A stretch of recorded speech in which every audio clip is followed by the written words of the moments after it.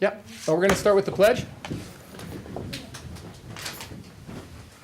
I pledge allegiance to the flag of the United States of America and to the republic for which it stands, one nation, under God, indivisible, with liberty and justice for all. Because I was a little under the weather, I forgot this on Tuesday, but we are open for business. I looked at the video, I was like, he's forgetting. So you all know we're here to discuss the sixth grade potential transition to Matilaha.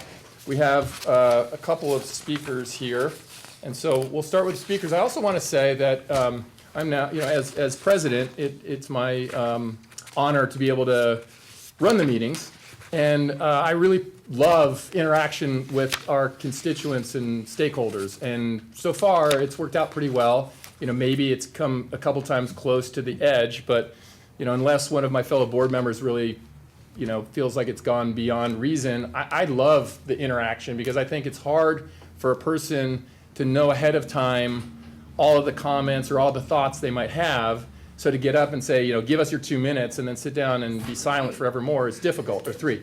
Well, I've changed that. The downside is it's 30 seconds. No, just kidding. But anyway, so feel free to engage with us. I mean, I think it feels kind of natural as it happens, but especially on a subject like tonight. But we do have two speakers, starting with Christine But first Golden. we need to approve the agenda. Sorry. Thanks. You're so good on Former that. president. So let's I'll start. make a motion to approve the agenda. Second. All in favor? Aye. And now we begin. Okay, just like a microphone here? It picks you up. Oh, okay, Not in the room, but for the video. pretty fancy. Yeah. Well, first of all, hello, everybody. I know a few of you up there, not everybody, though. And I would just like to thank you all for serving. I think so often those of us that are appointed to commissions and boards don't hear that thank you. So thank you. And I'm here because I was heartened to read in the paper last week that you're moving forward with what I thought you were moving forward with, a middle school plan for Matilaha Junior High School. And some of you know I'm a retired principal of Matilaha, and I was hired specifically for my expertise in leading just such an endeavor. I did this when I was a middle school administrator in the state of Illinois. But it was not to happen in OUSD back in 2001. Enrollment was showing signs of decline, and financial constraints were grave. So very interestingly to me, the article in the OVN focused on the positive financial motivation for your consideration to bring the sixth grade over to Matilaha, a common step that school districts take when they're implementing the middle school concept.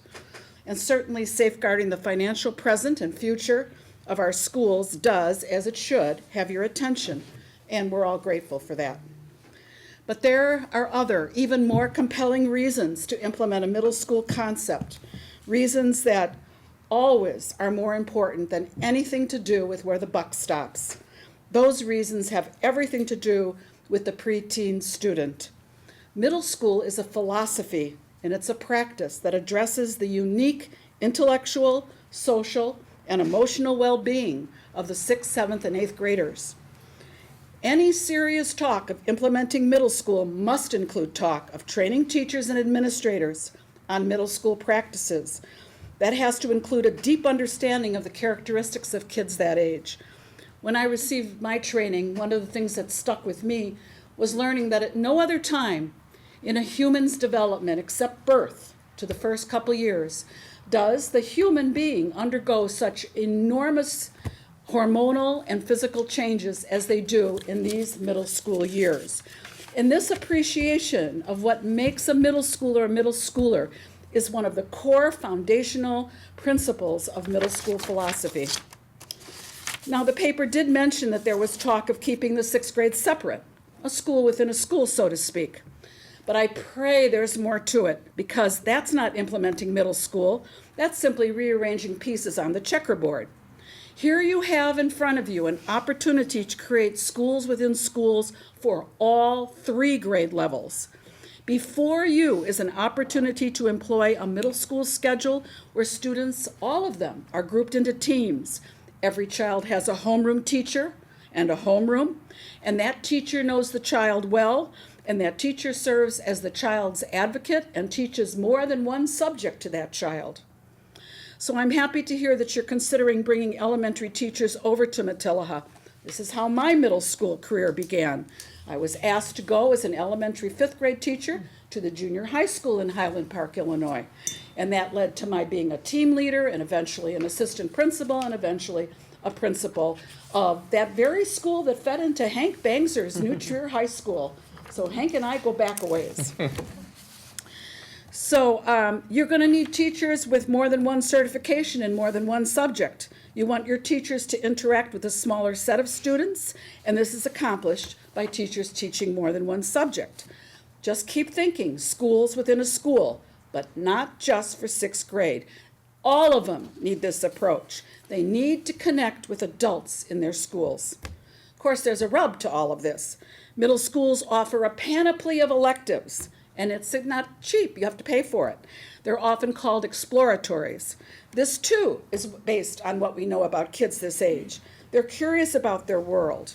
You have to offer experiences across a wide spectrum: pottery, art, drama, chorus, dance, foreign language, band, woodshop, all of these things. That's best middle school practice. But it's going to cost you a little more money. You may have to give up saving money to do this correctly, but it's worth it. It's for these kids, and they've been neglected for far too long. Perhaps think outside the box. This is Ojai. We're full of artists, woodworkers, singers, dancers. You all know where I'm going on this. Can't you tap into this resource to enrich the school experience of these kids? I'll do it. You don't have to pay me a penny.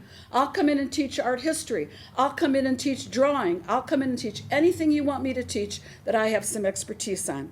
And I know a lot of people that would do the same. Might you ask the Ed Foundation to help finance these exploratories? Might you ask Rotary Club to support sending administrators and teachers for middle school training?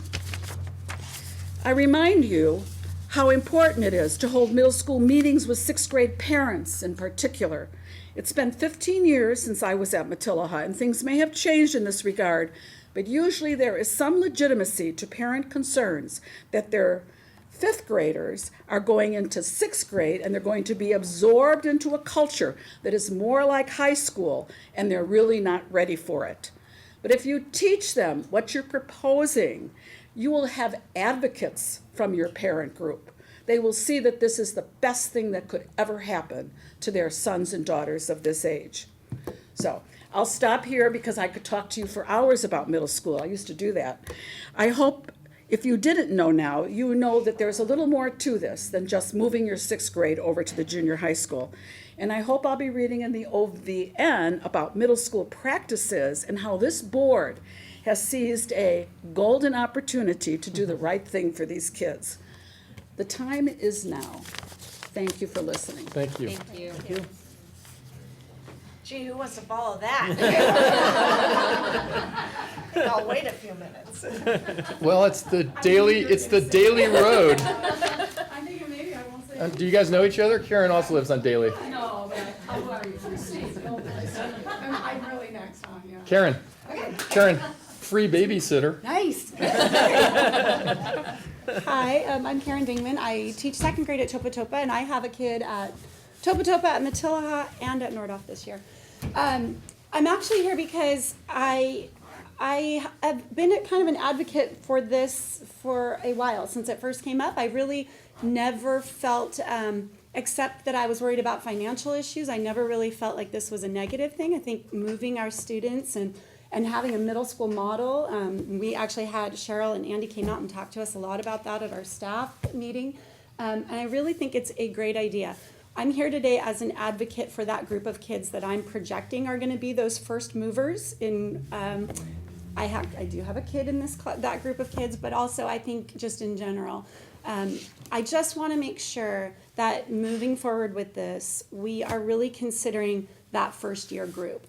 I think as a teacher, a lot of times, like this is a great year example. We've had the fires and a lot of things that have put the classrooms all in this sort of situation of missing a lot of days and how are we going to catch up and what are we going to do, and there may be something here or something there that gets missed, and I think we look at it in the big picture like it's okay, we're going to figure it out and we can figure things out as the years go on. I'll still be here. But this is their only opportunity to be a second grader like the kids in my class right now. This is their only opportunity to be a fifth grader or a sixth grader. And that first group that moves, whoever it may be, whether it's my son's class or a group after him, we need to be really careful that they don't miss out. And I know you probably are going to hear that or have heard that a lot. We don't want them to miss the opportunities that they've been watching the students above them having. And some of those things I think have to be acted on kind of quickly. I know you've endlessly heard about CME. It is one of those things that kids will really be devastated to miss out on. And I think it's a thing that has to be kind of dealt with quickly because reservations need to be made. Could we stop just there? And is there any reason why CME wouldn't go forward as usual? Absolutely. The question would be whether or not we would do it in fifth grade as Right. a culminating activity or in sixth Right. grade with the new program. But absolutely, we would have every Right. reason to make sure they get their trip. And make sure that if it was sixth grade, that the fifth graders also do it, Right. or vice versa, I guess, whichever way they Yeah, miss it's out. that in between, the path where the two grades divide, I guess, that 1 year where you'll have sixth and fifth graders promoting, sixth and fifth graders taking that trip. I don't know, sixth and fifth graders having some of those field trip type experiences or school setting experiences. And I don't know how to make that happen, but I just want to know as a parent and as a teacher that that's going to be a huge consideration, that it isn't going to be the thing that we kind of put to the back burner, like, well, if that one group misses out on this, it'll be okay, because I think for them it won't be. But I think ultimately it's the right thing to do. I'm looking right now, it's spring at Topa Topa, it's spring at the elementary schools. Sixth graders don't belong there anymore. They're gigantic, they're ready, their behavior says they're ready, their physical selves say they're ready. I think it's a great idea, I think it is the way we need to go forward, but let's just make sure we keep those little souls in mind when they get to make that move. Okay, so that was my thing. Not as eloquent. Karen, do you have any feelings about the, the Guantanamo Bay part of it? Meaning. Meaning once keeping they the all- sixth graders separate? Yeah, I do. I actually would like to see them integrated more than separated. I think that really is an important piece. I would be, as a parent, kind of disappointed because I think they need more than just themselves when they get there. They interact with the younger kids when they're at the elementary school. I think they need to interact with those 7th and 8th graders once they get there. I think keeping them isolated too much is defeating the purpose of integrating.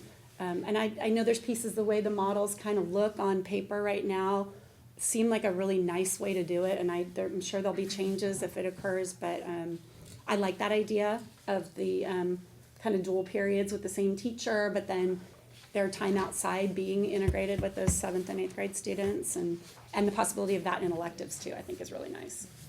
So thank you for your Interestingly, time. when Yeah. Ventura did that transition and went to the middle school model, they did separate sixth grade Mhm. and have gone away from that and They- don't do it anymore. Right. So right. that's kind of telling. I think those kids would be really bored with one another if they were only with one another, just the 6th graders. Well, depending on how it's structured though, because if they're at lunch with 7th and Right. 8th grade, Right. they have social time. Right, which would be great, So- and which would be, I think, the model that more people would prefer. I think in the initial, a couple years ago, when the conversation was out there was that thought that they would have separate snacks, separate lunch. It would be a whole other world in and of itself, and that, I think, would be kind of a disappointment.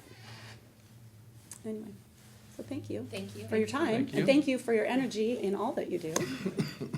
Thank you. Anyone else feel like speaking right now? So we'll begin the presentational portion of our show. Okay, so I'll start. Actually, I am so thankful for everything that Christine shared because she said it much better than I could have said. And it's the first thing that I wanted to talk about, which is the middle school concept. As Javier and Carol and I started to sit down and talk about what our vision would be, what this actually might look like, I started first by doing quite a bit of research, and I'm a little bit embarrassed about how little I knew about middle school. But I was already sold on the idea when I just saw the curriculum that's rolling out, Common Core standards that are rolling out. I really do think that sixth graders being with seventh and eighth graders for those reasons make it a good idea. I certainly think that the teachers being together on the same campus make it a good idea. But when I started to read about the middle school concept, I thought, wow, boy, did we miss the boat. There are decades of research on this, and what I like to call the great debate. The great debate happened for decades, specifically in regard to how do you best educate this group of kids? How do you best educate these kids going through these adolescent years? And so what came out of that, and what you can see on this paper here called Research on Middle Schools Overview, you can see that there's a big difference between what a junior high is and what a middle school is, and that's everything that Christine shared with us. It needs to be student-oriented and not subject-oriented. There needs to be an emphasis on cognitive and affective development, right? We need to take the time to help these students through their social and emotional well-being, and that takes a concerted effort. And it takes a group of teachers that understand that and are trained in that and want to be a part of that. And so that's one of the things that when we went out to talk to all the elementary faculty last Wednesday, we talked about that. The teachers that we bring into this, they have to understand that that's the goal and really want to be a part of a team that does that. So it's really exciting to see all the things that really should go into this, because I do think it's in the best interest of our kids. And I don't think I need to read through all of these, but one of the things on here that I do think is important is the idea of an advisory period, which you also mentioned, having a teacher that is the advocate for one group of kids on the middle school campus. And in that advisory group, or in that advisory period, that is when you actually, what the literature talks about is that you actually use a viable curriculum where you go through vignettes and modules and activities that help kids explore all of those things that cover self-advocacy skills, time management skills, social and emotional development, all of those things. And so, and I really see that as being a very powerful thing for our kids. So that's a little bit of the overview of what the middle school concept is, although you said it much better than I could have. So again, I thank you for that. Does anybody have any questions on that piece at all?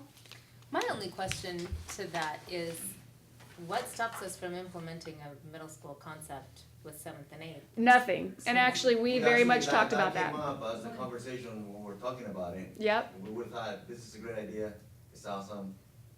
Why wouldn't we be able to do it with our 7th and 8th graders? Right. I only ask, because I have a sixth grader, so. So we definitely, that's what part of our epiphany is. Anything that is good for sixth graders is good for 7th and 8th graders in all of this research. And so we talked about that. Javier and Carol are very excited to go to a conference this June to cover these exact things. It's a So, big conference too. huh? It's a big conference. It's a big conference. It's a lot of information. Where's it being held? It's San Diego. It's just about middle schools. Yeah.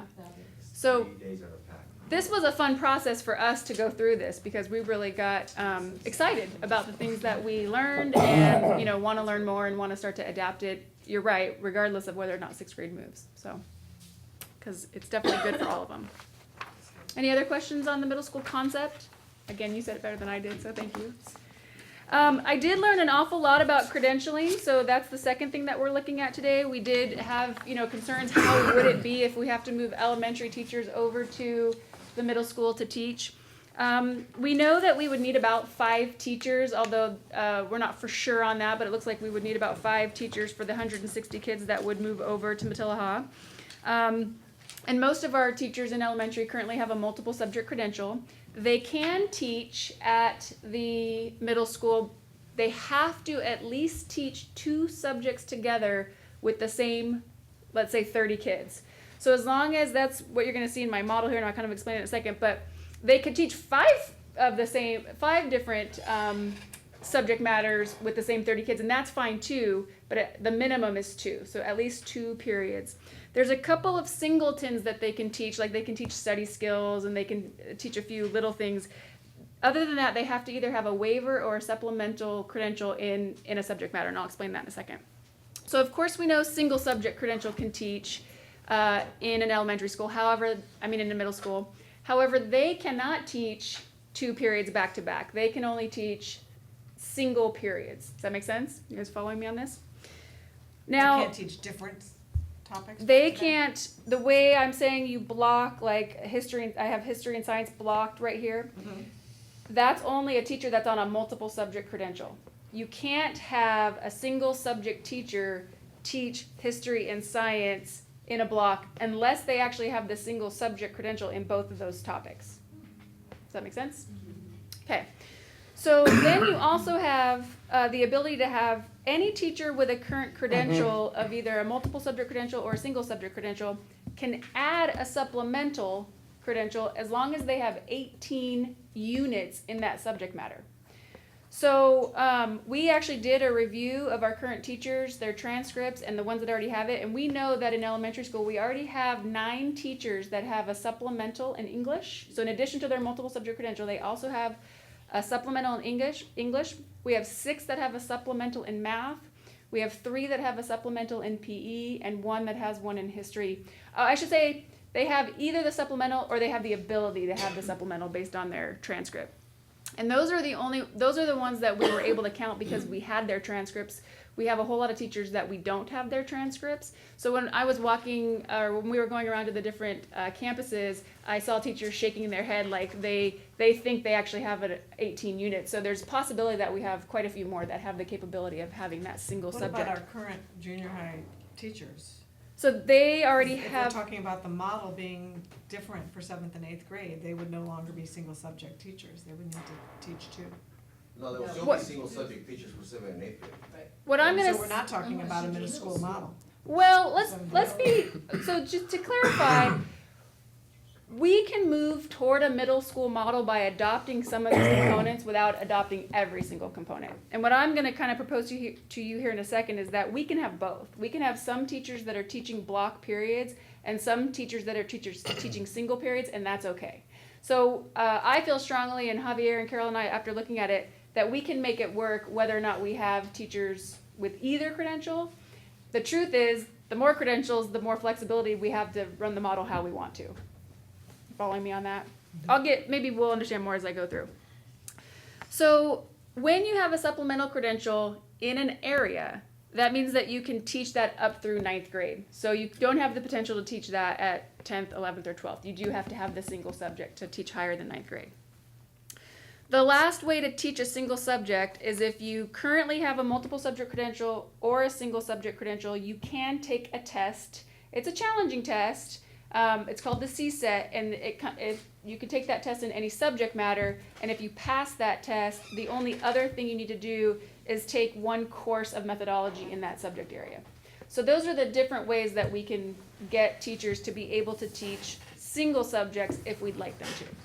So now I want to go through kind of this is not by any means what we think is going to happen, but we just want to show you a scenario of what could happen with all the different possibility of teachers that might choose to come to Matilaha to teach if we move the 6th grade. So if you have teacher A, for example, who only has a multiple subject credential, you could have a block of history and science. So history is in that first period slot, science is in that second period slot. As long as those are the same 30 kids that stay for both periods and both subject matters, you're fine. The only exception there is that students with special education services, if they leave, that's fine. But other than that, the 30 kids have to be the same. Then you could have that teacher A teach history, science, and PE, so that's 3rd, 4th, and 5th period, as long as those 3 classes have the same 30 kids. You following me on that? So that's how we would get that teacher A to potentially pick up 5 periods, like in our traditional teaching assignment at Matilaha, on a multiple subject credential. And you could see that this could be anything. I mean, we could have picked English and math as the subjects. We can put any subjects together with a multiple subject credential. I just wanted to show you another scenario. So if we have another teacher who has this is teacher B, has a multiple subject credential, I put them history and science together, that'd be the same 30 kids. I showed you here that in this case, the singleton, the 5th period, could be study skills because you don't need any special credentialing to be able to teach study skills. And then I have another block of history and science for that teacher. Then I show you here teacher C, a multiple subject credential with a supplemental in English. Again, we know we have 9 of those already. We might have more teachers in elementary that have that capability. That teacher is allowed to teach single subjects if that's how we'd like to organize this. Okay, so I have single periods for that teacher. Teacher D is a possibility of a teacher who has a multiple subject credential, the supplemental in math, teaching all single period math. And then my last example is a teacher who has a multiple subject credential and then a supplemental in PE, because I want to show you also that a teacher can do both. So they could teach single subject PE, and you can see there's 3 periods there, and then also still on their multiple subject credential, teach a block, same 30 kids, of history and science. And the nice part, and all of this, we went through our county VCOE. We talked to the credentials analyst there to make sure that all of this was doable, and she agreed to all of it. And the last question we asked her is, we said, is it okay if a kid bounces between the two? And she said, absolutely. So what that means is you could have a kid in first and second period with teacher A, then bounce out to a single subject English class, a single subject math class, a single subject PE class, and then into an elective. So the kids, it doesn't matter if the kids are in a class with a multiple subject teacher for a couple periods and then a single subject teacher for a couple other periods. Really, the only thing that matters is the teacher and their credential and what they're teaching. Other than that, within the multiple subject, they have to be in the same kids in both. For at least 2 periods. Right. Yes, unless it's like a study skills. So are any of these teachers, I mean, I don't see in here that we're adding, at the 6th grade, we're adding an elective. So these how kids do would pick up an elective, and what Javier and Carol and I saw is that we believe that with the current electives that we have, there's and with the changes in the next couple of years, we believe that with the current electives, we would be able to absorb these kids into those classes currently.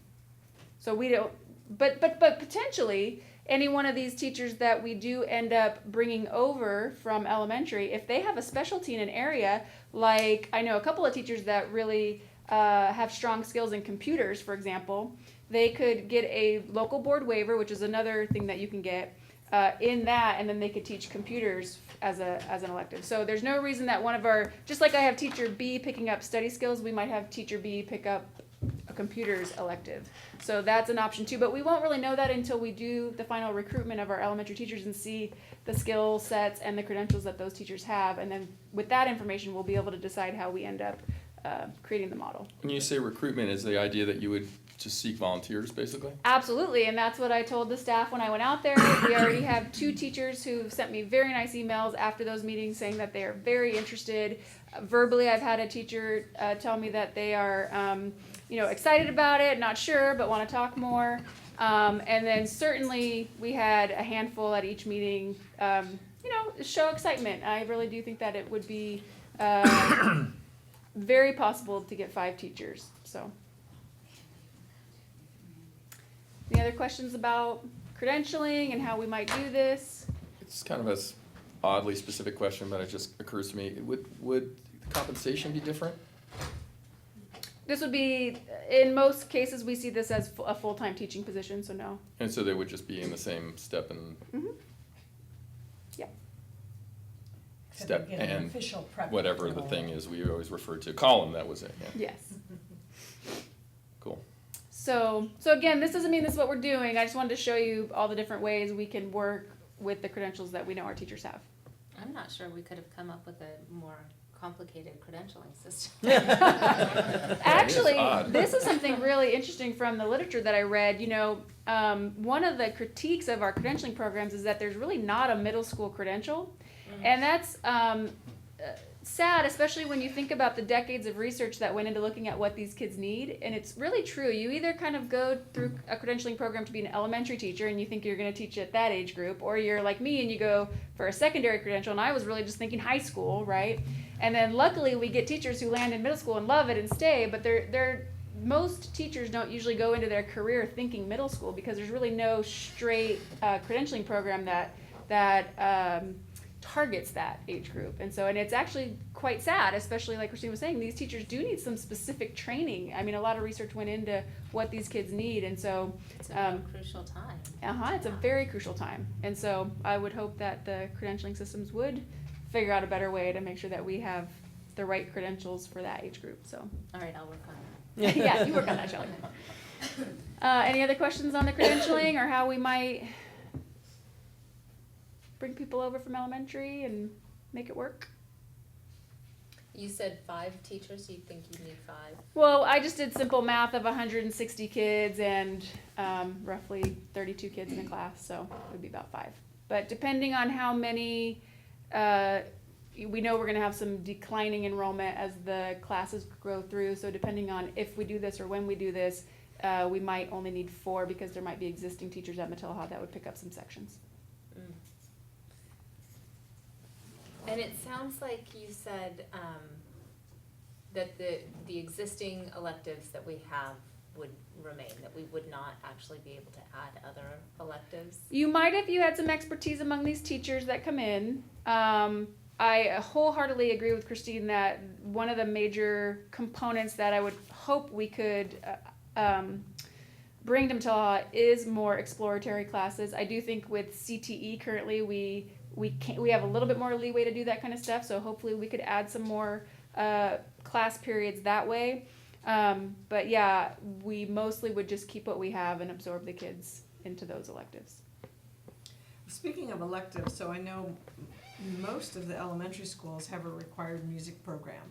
Mm-hmm. And I think 3 out of the 5 that is in 6th grade.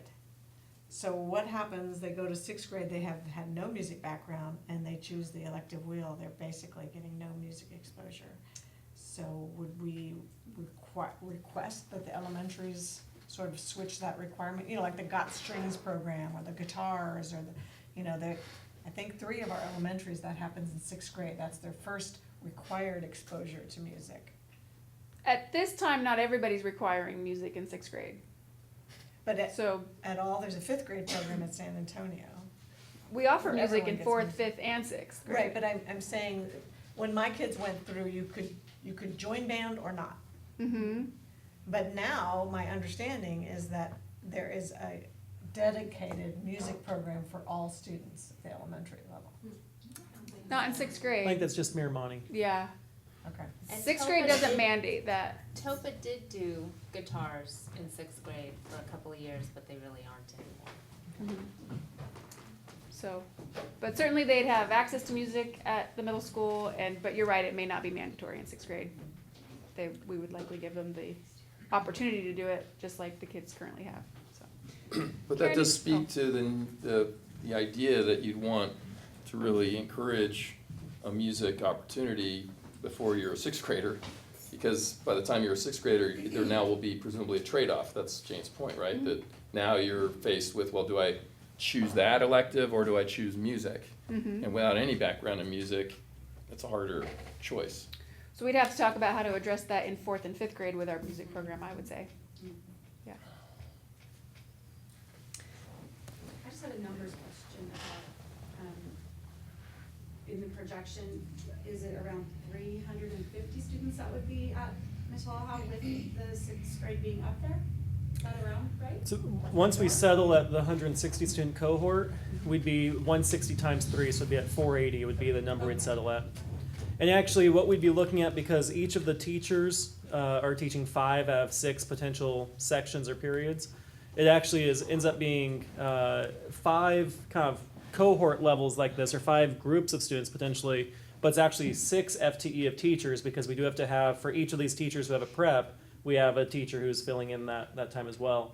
Remember last meeting we talked about the impact of declining enrollment currently at Matilaha, and that's one of the ways of how these things actually do work together, is that our teachers who may be losing a math section at 7th grade will have the ability to pick up a math at 6th, or those sorts of things. So that's how it all interplays together.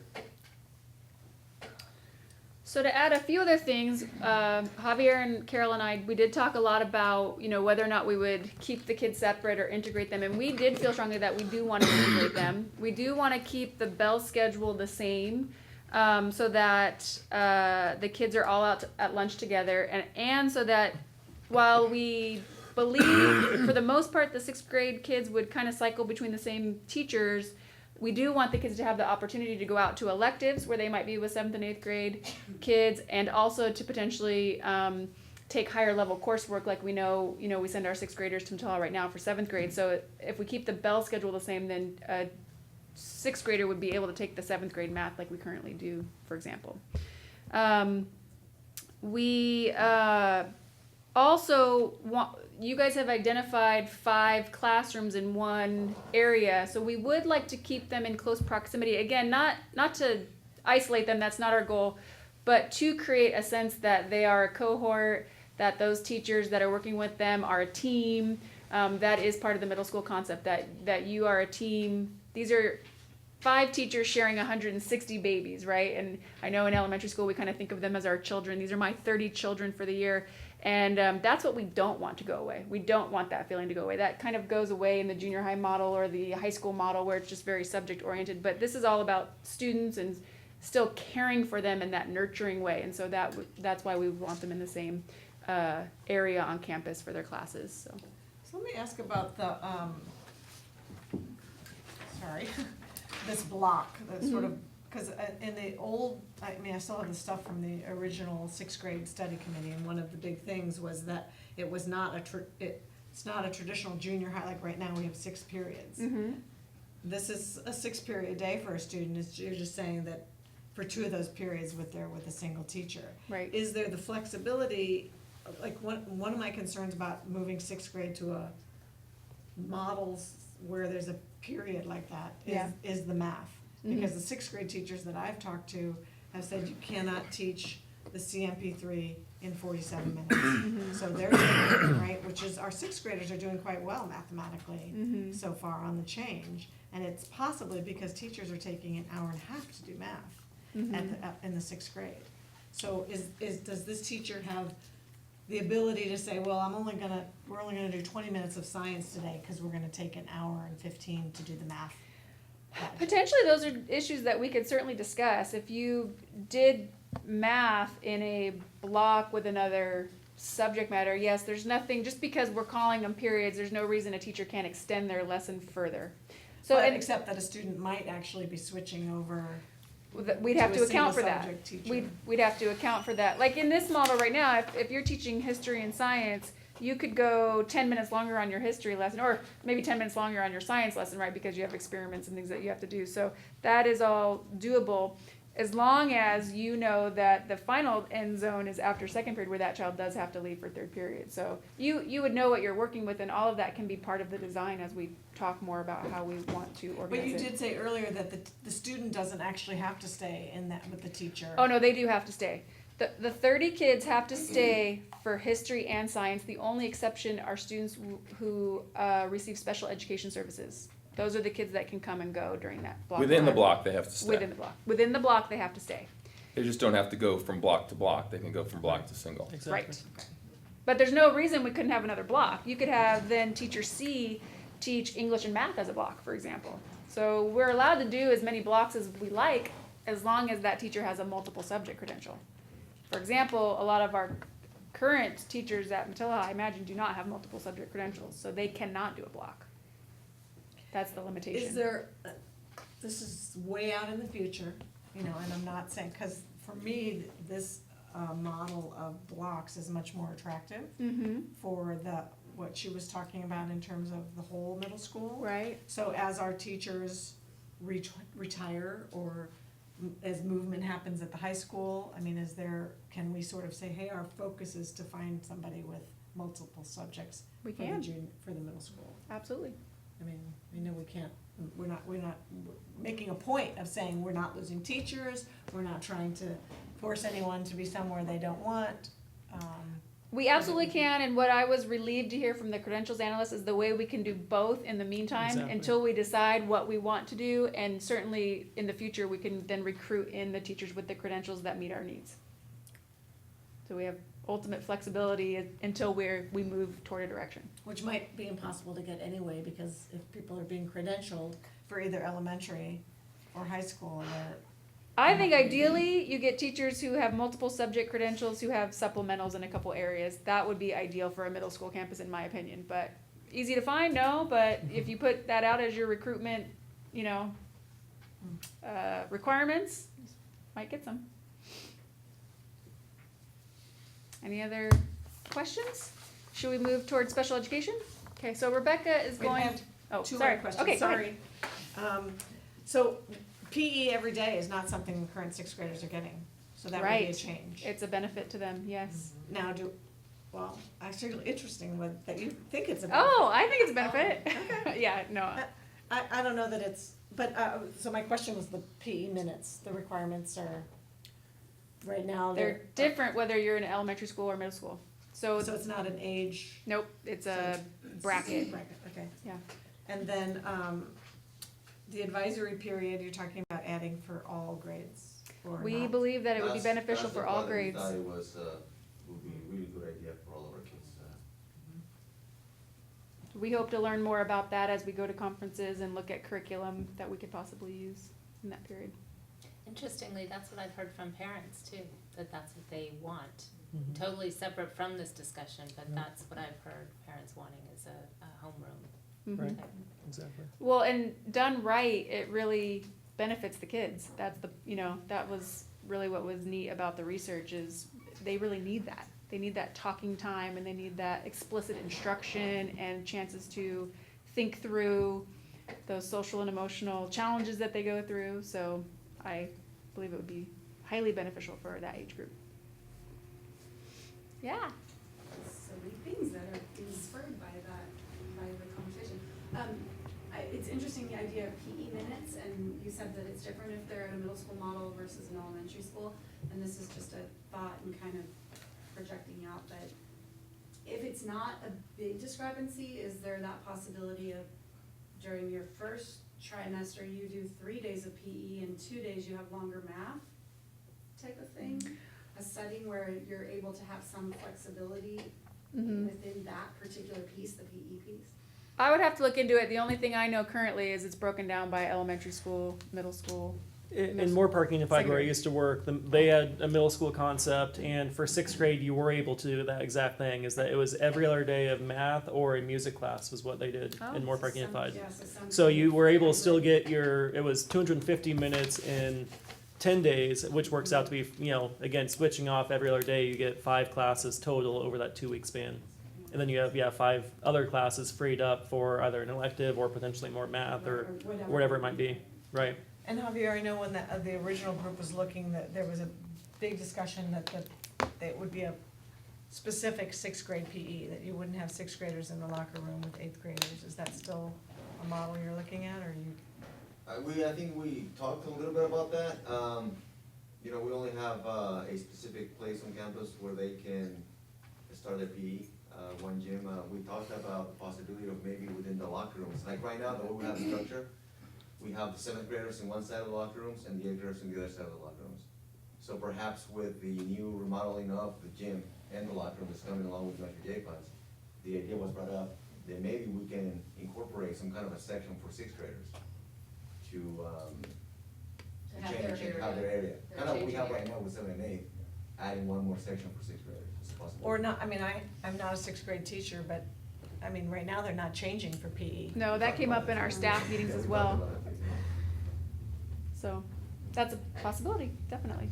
Javier, would you also expect people to still be able to do home PE, or I can't think of what it's called? Independent? PE.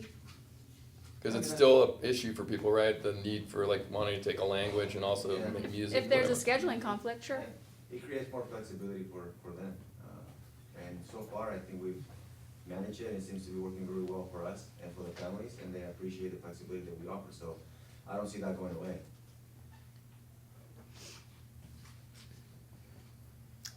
Any other questions on these, or should we move to special education?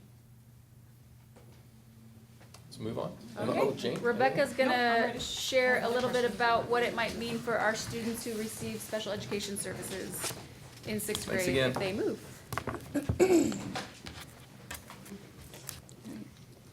So for those of you who don't know me, I'm Rebecca Kirkland, and I'm the Director of Special Education.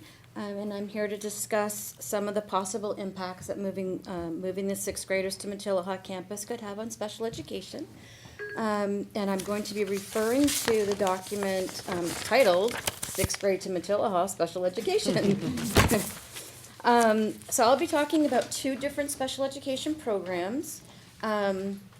And please forgive me, but for the purposes of the document, I'm going to be referring to the programs using some outdated terms. And I'm going to be using the terms. We have that It's document. this one. It was It was on on the table table today. when we Yeah. got there, so it might be under Thank you. Sorry. So it's okay. So I'm going to be using some outdated terms just for clarity purposes. So I'm going to be using the terms RSP, which refers to a Resource Specialist Program, and SDC, which is a Special Day Class Program. Just to clarify, we call all special education specialized academic instruction, but it's hard to delineate the two programs because it's a matter of the number of minutes a student is receiving those services, and so I'm using the old terms, but they will be helpful. So let's start with RSP. RSP students typically require mild to moderate special education supports and services. So these students typically spend the majority of their day in general education, and they're pulled out for small amounts of time to a special education classroom to receive special education services. So if you look at the middle column on the chart, you'll see projections for the total number of RSP students per site if the configuration at Matilaha stays as is with only the 7th and 8th grade students. The last column shows the RSP numbers per site if the configuration changes to a middle school. And if you look, the totals do not really change dramatically. So in 2019-2020, if projections hold, 16 6th grade students would be added to the Matilaha RSP numbers if the junior high model changes to a middle school model. This means that an additional 2 periods would be needed at Matilaha to meet the needs of those students. However, because our numbers right now are lower across the board, most of our elementary RSP teachers are going to be required to split time between sites anyway in order to have a full-time position. So by adding the 2 periods at Matilaha, it would not change the staffing needs because they'd likely be traveling anyway. So those are the possible effects of the RSP staffing. Now I'd like to talk about the effects of the students in the RSP programs. So as we've talked about a lot tonight, one of the benefits to special ed students is the advisory period. This allows the students the opportunity to have social skills and pertinent teen topics built into their everyday instruction. So many of our special education students need lots of help with social skills support, and this would be a way to naturally increase those supports with their general education peers. Another benefit is the way scheduling works in a middle school. So in elementary school, as I mentioned a minute ago, our students are pulled out of a general education setting and to go into a special education classroom, and at that age, they start becoming very aware that they're being pulled out for special education, and they're very uncomfortable or embarrassed to be pulled out of those classes. So in the middle school schedule, the special education is delivered as a period in their schedule and does not require them to be identified or pulled out of a program. Something that we would need to consider if a middle school model were to happen would be the individualized level of supports required for students who are less comfortable being on a campus with older students. For some students, this would be an issue, and for others, it would not. But however, since special education is all about individualizing, we would need to be extra vigilant about which students need supports during the transition to Matilaha and provide supports as needed. We already do this for all of our incoming 7th grade special education students. We would just be doing this transition a year earlier. Now we'll move to SDC. So an SDC program serves the students with more moderate to severe special education needs, and these students spend the majority of their school day in a special education classroom, a self-contained special education classroom, and are included with general education programs as often as appropriate. So looking at the SDC chart on the second page of the handout, you can see that the numbers of students in each model are not significantly different. In fact, in the middle school model, the numbers are actually more evenly balanced. These are projections and can change, but based on current enrollment, this is a snapshot of what this might look like. As far as staffing is concerned, there was no major impact that the change would have on our SDC, the number of SDC teachers that we would need. An added benefit would be they would have elementary teachers, SDC teachers would have one less grade level to prepare for. So currently, many of our SDC elementary teachers are serving students in 7 grade levels. So for planning purposes, to be, working on 7 different grade levels, 7 different curriculums, and all of the activities that go along with that can be a little daunting. So handling one less grade level for the elementary teachers would be significant. And then as far as the students in SDC, similar to RSP, the potential change is going to impact some of the students in SDC more than others. For example, some may struggle with change while others are ready to be more independent. But again, the bottom line is that special education is designed to meet the individual needs of each student. And because we are able to individualize, we would feel strongly that we would be able to meet the needs in either model. Any questions? I remember in the older model, they were actually saying they felt it might be a benefit that they then get to, without changing a routine, they get 3 years at Matilaha versus a transition and 2 years later another transition. They get a little more time. Yes, that's a good point. Sometimes with elementary, sometimes having been an elementary SDC teacher for many years, by the 7th year of having a student, they were sometimes in need of a change, and so I can understand, sometimes it can work the other way too. So again, it kind of evens that elementary piece out and then does give them more of that support at that middle level with consistency. Have you gotten much feedback at this point from parents? None. Although We did have one this is- parent come and speak. We had one parent come and speak last time. Yeah, I was asking. Oh, I what have she's not heard, I have not had any parents express anything to me about the change. Parents, I will tell you from experience, 6th grade parents are very, very worried always about sending their child to another setting. Because, like I said, when you have had a teacher and worked with a teacher for that many years, they look at you like you're the second parent too, and they think that any change is very difficult on their child. So I can't tell you the number of 6th grade parents who have asked me to retain their child in 6th grade. And it is just a very common fear that our special education parents have, is handing off to that next program. What does that mean for their child? What does that mean, for so many reasons, it's just a very, very difficult change. So no matter if it's at the end of 5th grade or the end of 6th grade, we're gonna hear those same concerns. I just wonder if we also, could potentially, at least in the early stages, I don't know if it's possible, we always say things about volunteers, I don't know if that's a realistic opportunity, but just to have more bodies in Matilaha to be aware of what's going on, because I think that, particularly for vulnerable kids, there's a lot more coming and going in an environment like Matilaha. Sure. There's a lot more changing classes and walking down the corridor and having some jerk, make a comment or do something worse. Well, I can tell you that we have an amazing support staff in our Matilaha special education program, and we always have support. Gabi.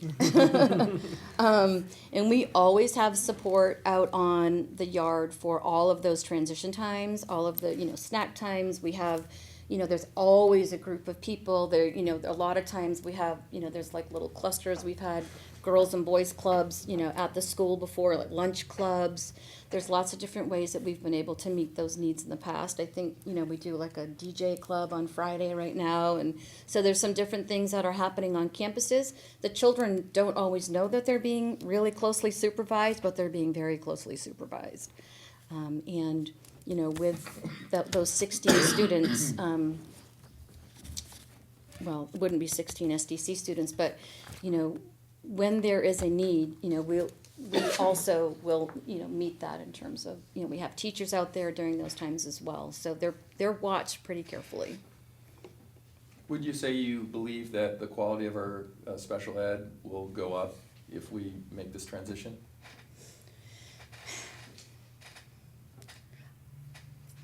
Because special ed is so individualized, no matter where they are, we're gonna meet their needs. So will it go up? I can't really say. I think that their needs will be met. I think that, there are always pros and cons, to everything. I think that, but I definitely think that it could be a positive, move. Hopefully you don't mind, because it's just, you're certainly an expert on special ed. What do you see as the downside? So mainly the social, some of our special ed students are younger emotionally, and so that would be, those students that we're watching very closely. I mean, I'm just gonna keep going back to, we meet their needs. That's the beauty of special education, is we can individualize, programs for students, and if there's a need, we will find a way to meet it. You made some notes here about the difficulty with changes in routine and the free flow of a middle school versus the structure of an elementary that might need some additional support. Is that additional, like net additional, and is that new resources? It's not new resources. It just, a lot of times, some of our more profoundly impaired students have a problem. It's really not the right term. They have difficulty with anything new, so they're very rigid. They want to eat the exact same thing for lunch every day. They want to do everything in the exact same order. They want to wear a red shirt every day with blue shorts.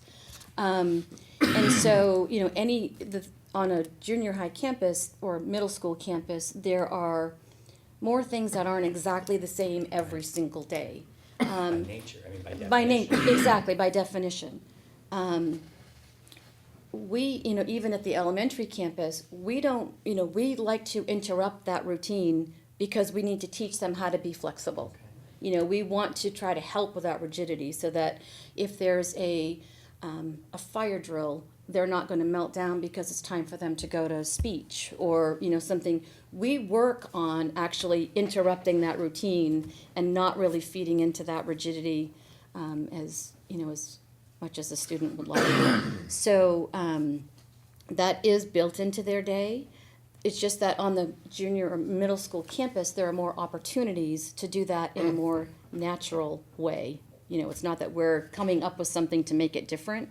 It just happens. It's like, whoops, this is this is double period day, or this is something else going on. So there were more natural ways to make that happen. But the supports are built into the programs. And you think you can do that without, I'm sort of inferring, significantly more resources? Absolutely. Okay. Yeah.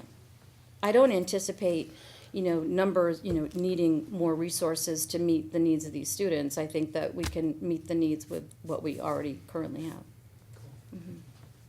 Could you envision, because of, as you said, the specialized nature of special ed, the prospect of a parent wanting to keep the kid at an elementary school for an extra year rather than make that transition? Say, I just want my kid to be a little older, a little more mature. I can guarantee you that we will have many requests for that. Yeah, I mean, that'd Only be because, possible. even though I have not heard anything specifically, I just, knowing from experience with transitioning sixth graders, that's always been the concern. I would not recommend that we do that. And, a lot of times it's just education, in terms of reassuring the parents, that their needs will still be met no matter what the setting, and in terms of, we have them meet the junior high team beforehand, and that helps a lot to have that. We have transition meetings before they go up, so the parent has a really good idea of what that's going to look like and what that means for their child. Always at that transition meeting, the parent is like, oh, I thought, a lot of parents don't even know that a similar program exists beyond the elementary level where they're at. So they're thinking that, oh my gosh, they're going to leave here and they're going to be on a junior high, just in junior high classrooms. They don't even know that some parents don't know that this program exists beyond elementary. And sometimes it's just a matter of having those transition meetings and reassuring the parents that their needs will still be met.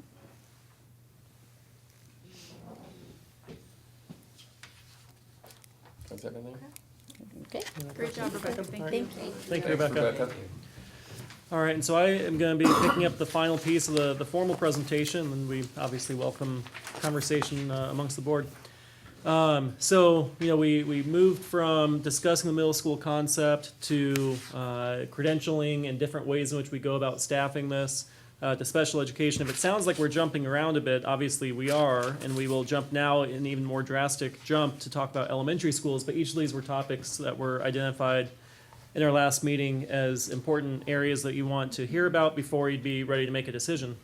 So can I ask a quick question before you begin? If I Sure. still have, sort of middle school thoughts and questions, should I be saying them before we do this, or I Nope, can do them later? nope. They're welcome at any time, but certainly you can wait until we wrap this up. This will be short. So the question though is, what would be the impact on elementary schools? And I think that at least from those in the audience who brought this point up at last meeting, that there's an underlying concern that there is a greater necessity to potentially close a school if we were to make this move.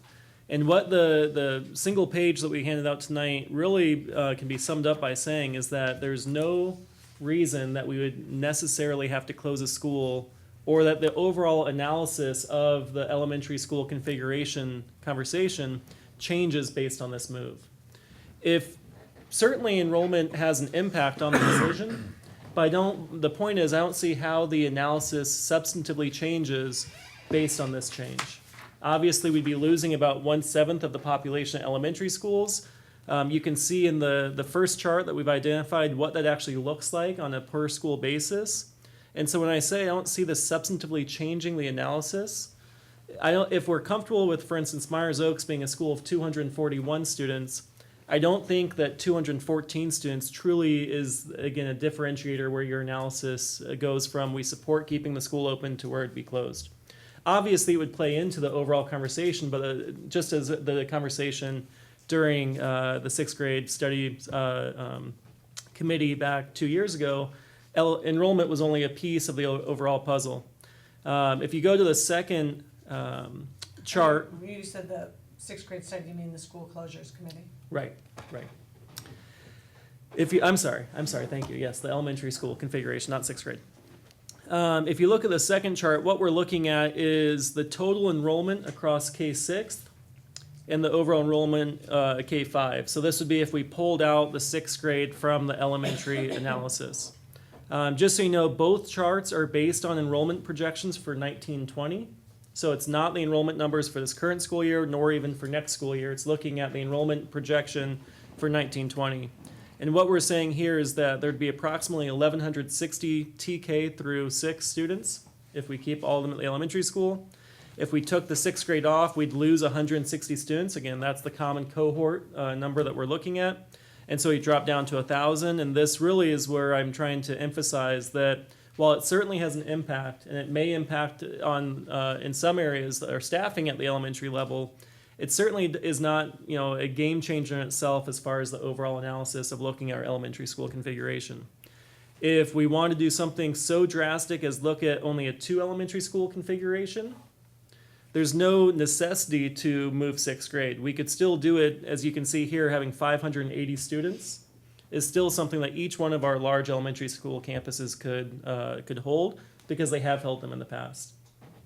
If we want to keep all 5 schools open, once again, an average grade or average school of having 232 students versus 200 students, the 30 student drop by moving the sixth grade out across the district really, again, does not, in my mind, necessitate an alternative conclusion to the elementary school discussion. So certainly it would be a factor, but I do want to, as I said at our first meeting, I don't believe that we should be viewing the sixth grade conversation as something that necessitates an alternative conclusion than what would take place in the future without a change. One of the conversations about Matilaha that came in early is that as they lose students, there's some program viability goes away. Right. What about the reverse on the elementary effect? Is that a concern as we pull the 160 out? Great question. So obviously elementary schools being very different, where we have our fourth grade students in standalone fourth grade classes, or perhaps in a combination class. And I see that we have our upper elementary teacher from Summit, so we have in that case 4 combination classrooms together. The impact of removing sixth grade from an elementary school campus is very different than the declining enrollment that comes at a secondary level, whether it's Nordhoff or Matilaha, because of the nature of single subject courses. So it's more like just pulling out exactly. So cluster. Precisely. That's exactly right. How about in terms of, because I know when Javier was talking about if we did not move the sixth grade, changes that would happen at Matilah because of the declining enrollment. So Right. fewer custodial hours, Right. fewer secretaries. How is the elementary affected if you take those students? So are they losing, like right now, if they have a librarian for 4 hours a day, are they gonna lose and it's gonna be a 3.5 hour a day? We'd certainly have to go through that analysis. We have not looked at each individual school site and where there would be additional change. Obviously, in places like custodial, where potentially there are fewer classes that need to be cleaned, there would be a change there. You know, we just did go through a very extensive series of meetings with CSEA looking at our staffing plan for this coming year. And reviewing that, we really felt strongly that our elementary schools, especially, you know, like office support staff, is about the lowest FTE or hours that, you know, we could remain viable in. So I don't envision sixth grade moving, causing us to have an 8-hour office manager go down to 6. Well, that's my concern, is that, because I do feel at the elementary level, they feel they're not getting enough, or they're barely getting enough. Sure. So if it would mean a reduction of services at the elementary level, that would be detrimental to them, that would not be a good thing, right? So as we discussed last meeting, I do believe that we'd have to analyze, and there would be reduced staffing at the elementary level. I believe that the reduction would be less significant or drastic at the elementary level, in part because each elementary school losing, again, 1/7 of the overall population, that's about 14% of their students, is less significant than a single site losing 25% plus. That was the decline that we are looking at Matilah continuing to have. So one, it just is a sheer numbers distinction. And also, again, it's the distinction between the secondary level, the way in which we staff there compared to at the elementary. But certainly there could be an impact on the number of hours that we staff reading assignments, reading support assignments or nutrition service assignments. We're going to be doing it based on the enrollment of that school. And if we have 2 fewer PE classes to offer, then we aren't going to be staffing PE in the same way at that site. So there certainly could be changes. And there obviously will be changes, in the number of teachers based on the number, like I know when San Antonio used to have 6 teachers and now they have 5, Mm-hmm. right? So Summit used to have 3, now they have 2. Right. So there might be those kind of effects as we move a grade. Obviously, I know the 6th grade teachers are just as a group, if you say, the numbers aren't changing, where people are might be changing, but that will continue to happen at the elementary level anyway with declining enrollment.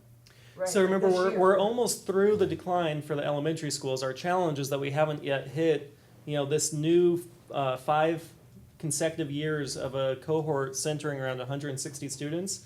That means that elementary schools, K through 4, is at the decline. They're at that new normal that we're experiencing and that we're anticipating to continue to experience.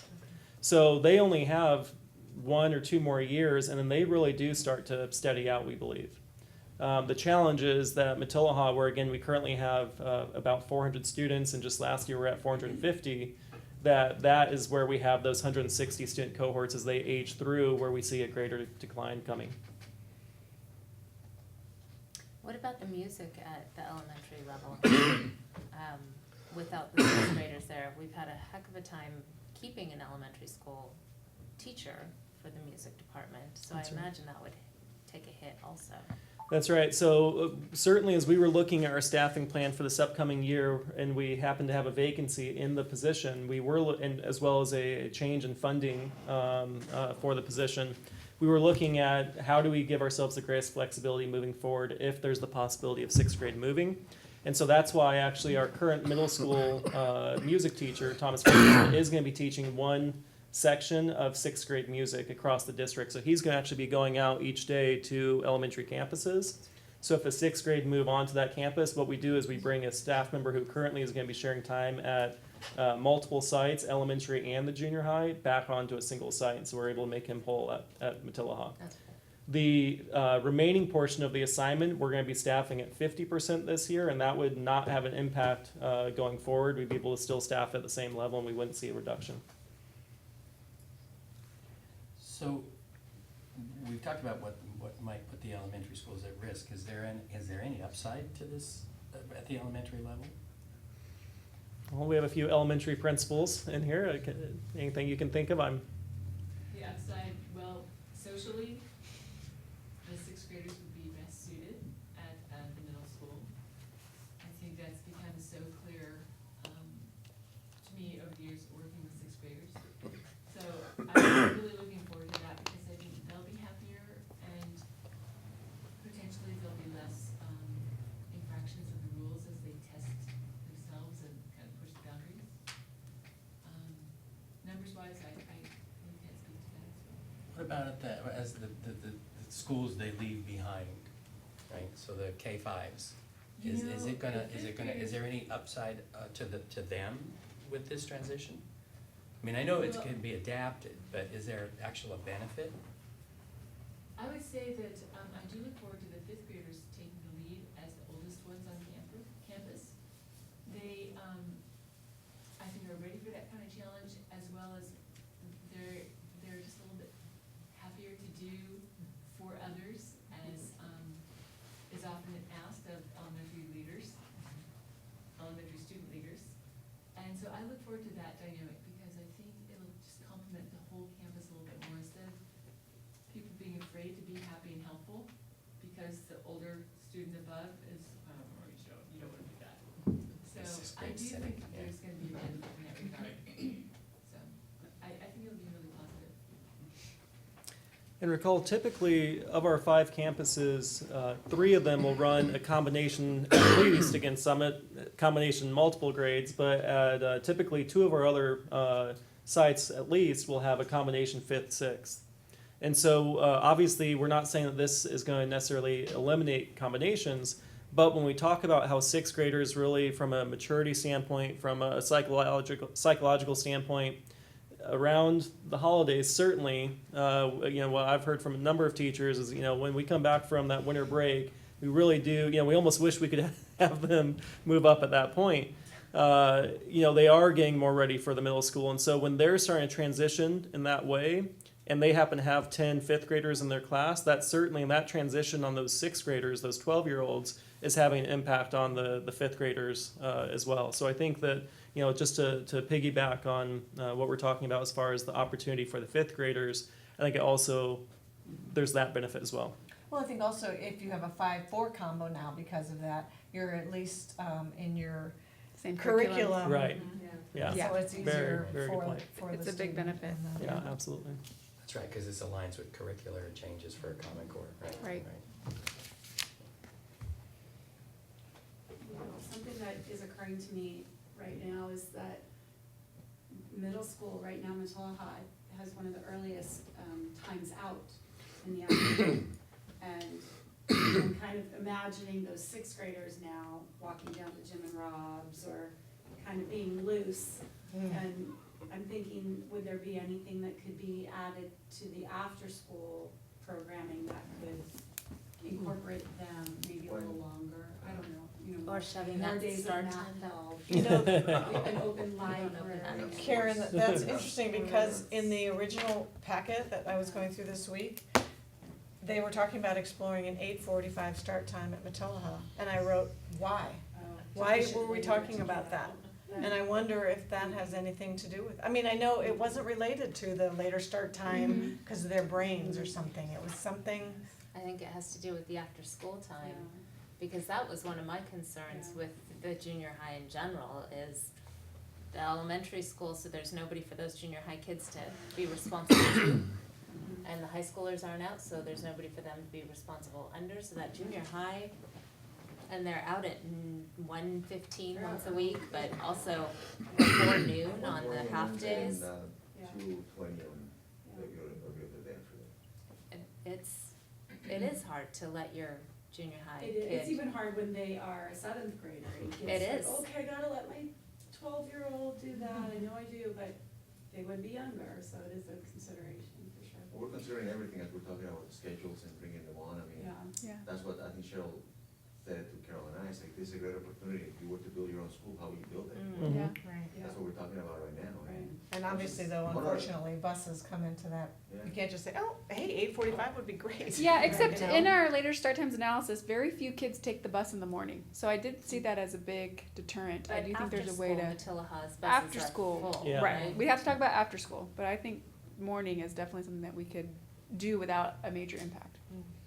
Did you wanna say something, Javier? I was gonna add the ability that, you know, we were to have up to 6th graders there. Part of the things that we do at Matilla at junior high is that we have sports after school, so that's definitely a place for them to go. I wish we can offer more, and I think this is gonna open up the possibility for us to maybe step into that realm of what else can we offer. Because I know there's other things that we can offer, and our sports programs have grown. I mean, ever since I've been there, I think we added soccer, we didn't have soccer 2 years ago. So we're always looking for opportunities to engage in like that. I mean, that's just a thing that they can do after school.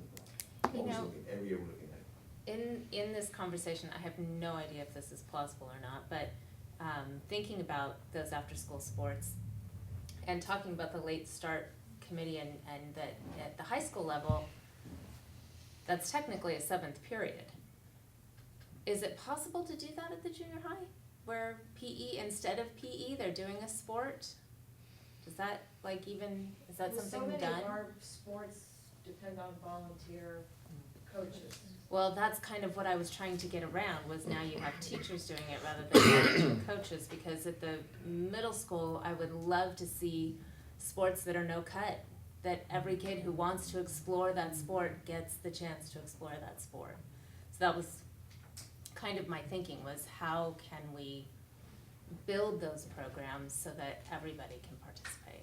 So every teacher would be a 7th or 6th period PE teacher, but it would be I instead have of PE, it would be a team? In all honesty, it was just the seed of an idea a second ago. I haven't fleshed it out at No, I know, all. because my first response was, yeah, but that'll be for 8 weeks, you know, they'll do that sport for 8 weeks, but Right, the right. rest of the year is a big, you know.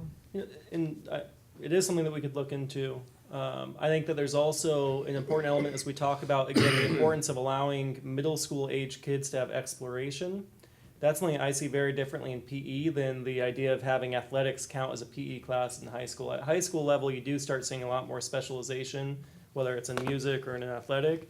In middle school, I really do think there's something special and important about allowing a student to have, 6 different sports that they try, including potentially dance, during the actual PE instructional year. And so you're giving them more exposure, and then you allow them to start funneling into, a greater specialization once they get to high school. That's true. I agree with that. I always have appreciated the PE classes at Matilaha and the focus of their curriculum on learning team sports. I have no idea how to play football, and the fact that they learn that and wrestling. Winter Olympics.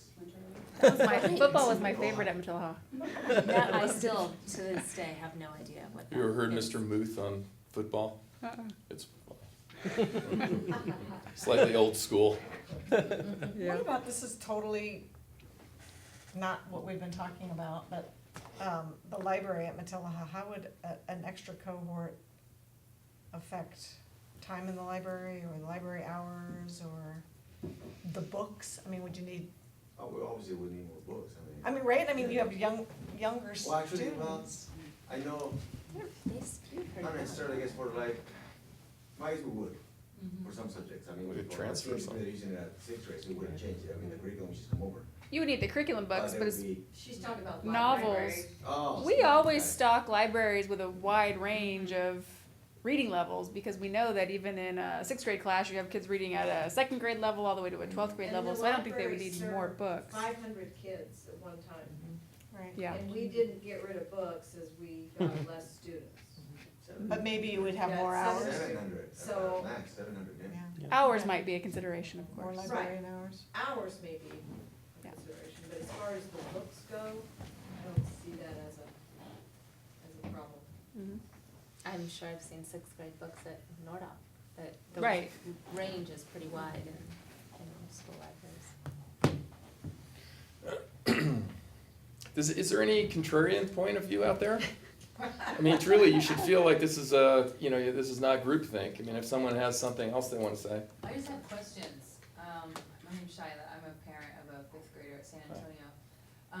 I wasn't informed on the reason for this change, for the, I don't know the origin of why there's a reduction of enrollment at Matilaha, and I didn't grow up going to middle school. I grew up in Canada, and it was just elementary to high school, so it was just one big transition. I knew all the same people up till 8th grade, and knew all the same people up until I was 17, 18.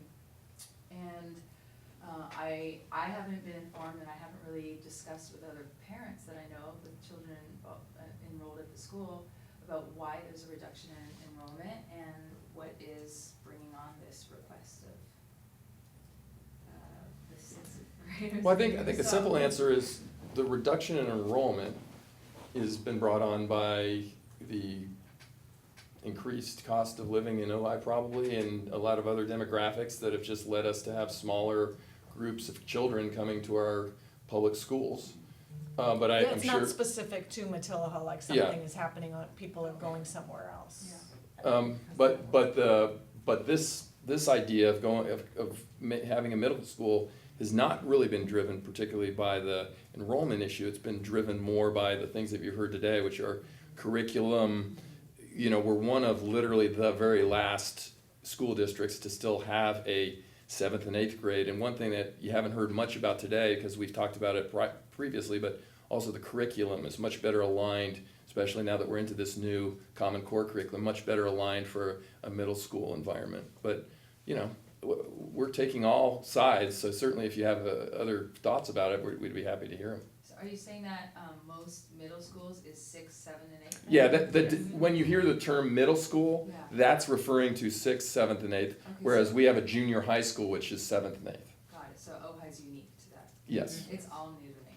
Yeah. I feel as new as my daughter. I feel like I'm, she might be excited by something like this, where I'm the one that's going, I know nothing about this, and I need to educate myself, so I know what to expect, because it's all, and this is a child that was also homeschooled until 8 years old, so it's all new. Public schools is okay, I'm just. So if you were in Oakview and were in the Ventura School District, that would be, well, maybe I shouldn't say Oakview, because Oakview has a unique school where it's a K through 8. But the Ventura School District does use the middle school model and has since the 80s.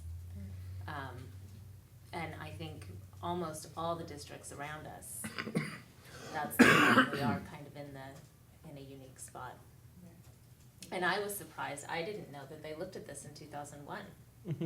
I knew in 2012, we extensively looked at it, but determined that it would cost too much money to do it at that time. Finances have changed, and it would actually be cost effective to do it at this time. But I didn't know they looked at it in 2001. And I did she don't say the know- reason they didn't was for money? I don't She think didn't she say said. I thought she did say that. Yeah, I think so. Yeah. That's Principal We were Golden. looking ahead and Right. seeing declining I enrollment. just got when she said golden opportunity just Right, now. right. Why did everyone, it's a normal phrase, I don't get it.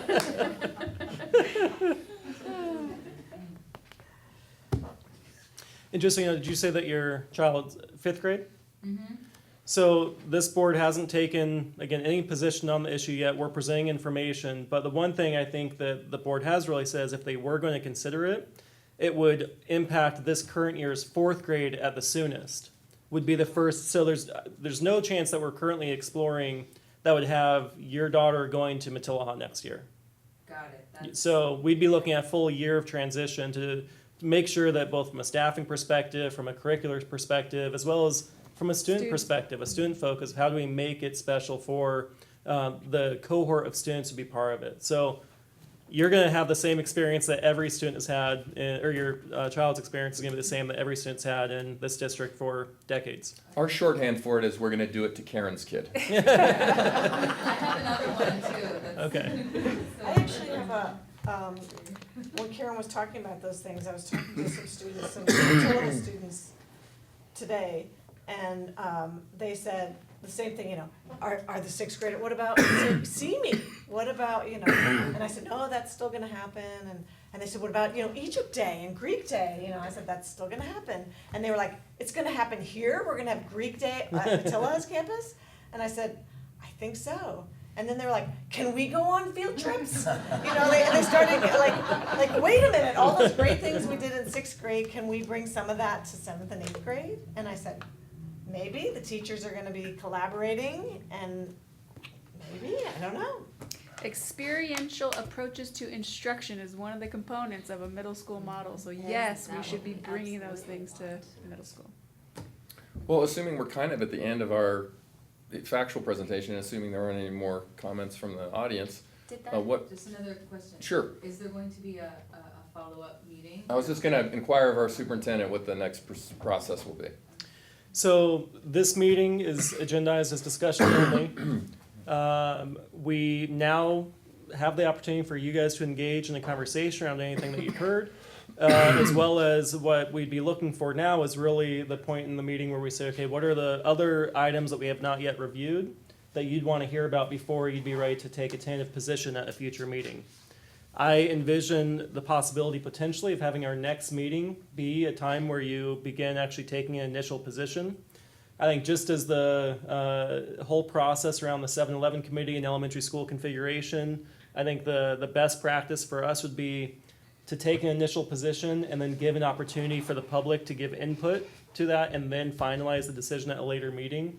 Because we do know that until we actually make a decision, or at least state a position, that we may not have the same level of participation as we do after we make that initial position. Yeah. That sounds right, and I think you guys have each indicated too that you feel like there's still some sort of data to be provided, or at least details in terms of, I can't remember, there was at least one item that, Cheryl, you said the details would be coming forward. Well, partially, as far as the structure, Yeah. we won't know that until we recruit teachers, because I was Okay, saying right, in regard okay. to their credentials, but certainly we could start to form conversations and committees around what we might do for our 4th graders to make it really special. I see that involving the students and parents specifically to make those kinds of recommendations. But we're happy to bring any information that you guys think you need prior to making a decision. I mean, I don't know, again, I don't want to run afoul of Brown Act or anything, but in a discussion item, I don't think that there's anything wrong with board members indicating kind of where they're thinking, right? I mean, we're not going to be voting on it tonight. We are but not it able to feels vote. like we should advance the process as much as we can so that the next time we meet, it's further down the road than just, okay, let's kind of redo that and recapitulate and then now state our positions. So, you want to. I will say I'm quite interested in it. I can't think of great reasons why we wouldn't do it. And I would like the public to know that, and so that our next meeting, I think, might be a public meeting to hear from people about it. We haven't made a decision yet, but from where I'm coming from, at least, I think that this train is moving in that direction, at least from my perspective. I'm still not sure either way, but I'm more sure in your direction today than I was a week ago. And the interesting part for me is I always felt during this that, I love the model. I agree that Matilaha needs this group. I agree curriculum-based, it seems like the right move. But is it the best for the students? I wanna focus on them. So that's what the last week I've been kind of talking to 5th and 6th grade teachers. And I was overwhelmed by how much they think the 6th grade, at the end of 5th grade, those students would be better served at the middle school. I was really surprised, cause I don't know that I was as confident in that. So that's good to hear, that this would not only be good for Matilaha and the 7th and 8th graders, but it would be good for the students, which is really what I want to focus on. And one of the things that I would just add is that, because I will say that I've sort of been skeptical of it, because I think sometimes we find panaceas in change for change's sake. but I am impressed with my sense of the institutional excitement. And I think our school district needs some excitement right now. And I kind of like, it feels like kind of something, it feels like we're heading somewhere, you know? Yeah. Can I interject on that? Yeah. So when Cheryl and the team came to speak to the teachers to let them know they were not gonna be forced to take a position at Matilah, what was interesting is that I got pulled out of that meeting for some strong reasons, and I said, rats, I don't get to hear what she says. And the result, when I came back in the room after the meeting concluded, was that everybody was so excited, and there were a lot of people kind of going, I never thought about teaching Matilah, but that sounds great. So there was quite a sense, and I see Karen nodding her head, kind of, I think, a sense of surprise by the teachers at what a great model it provided and the benefits to students and opportunities for the staff to be invigorated. So I really felt a strong sense of that. It's really interesting. And I do think we have a hard time, you're talking about sometimes change just because we need change, but I do feel like sometimes we do things the same way just because we've always done them that way. And that it's, this is really looking at we're not gonna do it because everybody else is doing it. And we're not gonna do it just for the heck of it. We wanna do it with purpose. In our way, it sounds like, right? We're not, what I hear a lot here is a chance to sort of re-envision the academic experience. And it's about time, is all I can say in that respect. I mean, it's a whole different world now, and the idea of experiential learning is huge, and we know that. That's what Common Core is about. It's about, thinking, not memorizing. The fluidity, I think, is, they're gonna have to get to it sooner or later, because life is like that. And I think that I'm hearing a lot of really interesting things in terms of coming at things from a different angle, using this as an opportunity to do that. And anything that generates creative thinking and sort of new ways of delivering stuff, I think is something we should definitely look at. I'm leaning in that direction because of the curricular benefits that I keep hearing.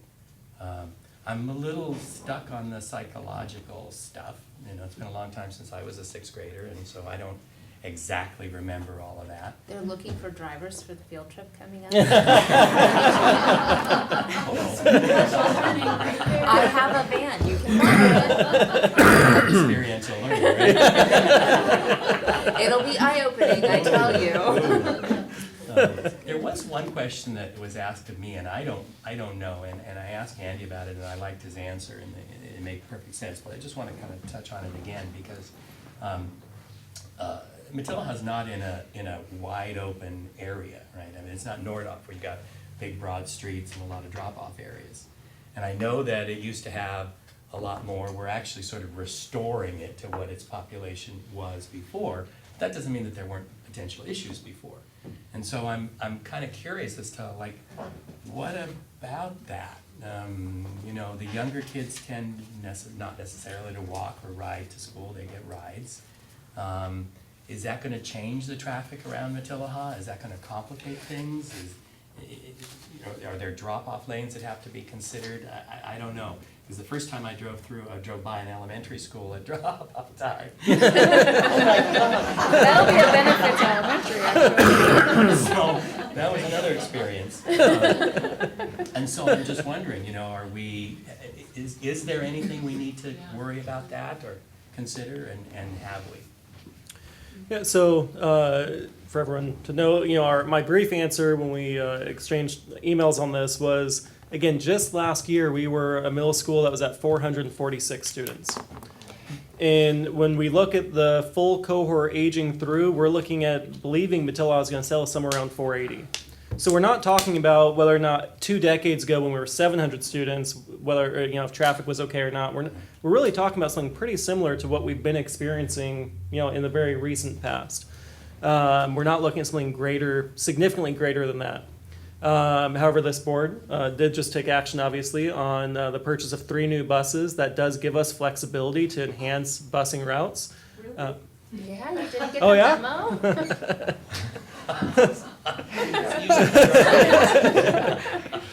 Yeah.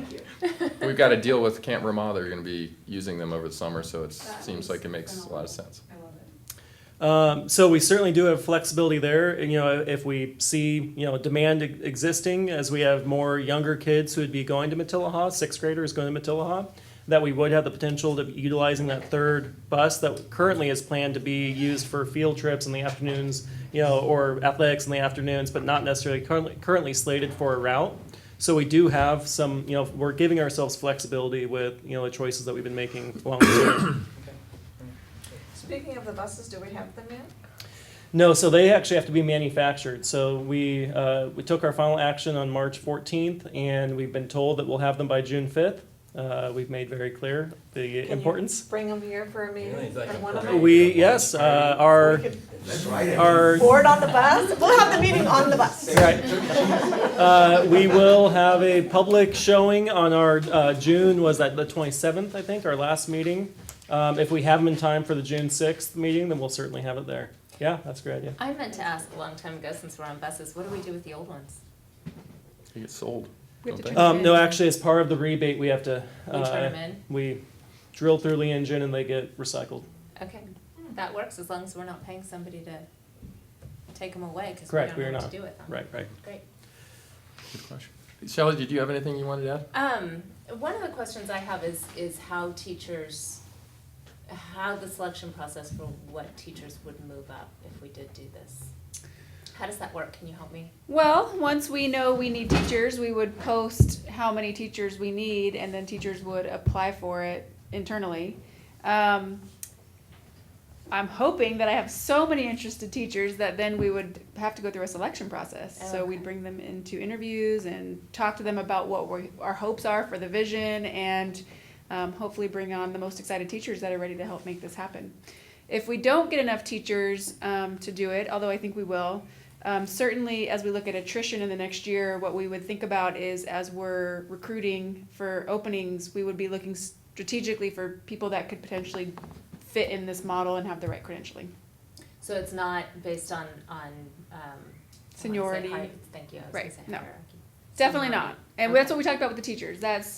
There's the only way we want to do it is voluntarily. We want teachers that are behind this vision. Otherwise, what's the point? We want to do this right. So Okay. we need teachers that believe in it and want to be a part of it.